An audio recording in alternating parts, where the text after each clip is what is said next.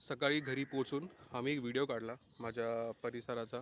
मस्त झाडं झुडपं, मस्त एकदम फ्रेश एअर.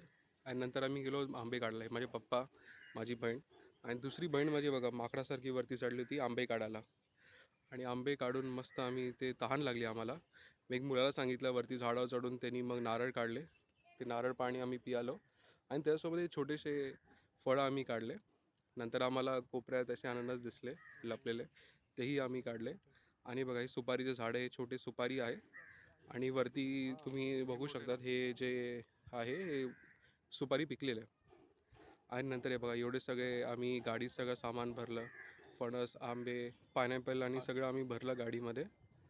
आणि नंतर आम्ही गाडी घेऊन निघालो. हे बघा हे पूर्ण गाडी भरलेली अशी. दादाकडे गेलो, आंबे गेला. हे बघा मस्त आंबे सगळे पिकत ठेवले होते आणि दादा मग बॉक्स बनवून दिला. आणि संध्याकाळी मग लग्नाला जायचं होतं. मग गाडी जरा धुवून सगळी पूर्ण नीट काढली. काकांनी मस्त मेहनत केली गाडी धुवायला. आणि काय माहिती स्वतःची गाडी धुताना बघायला एक वेगळाच आनंद होता मुलांना. तर हेच बघत होतो मी.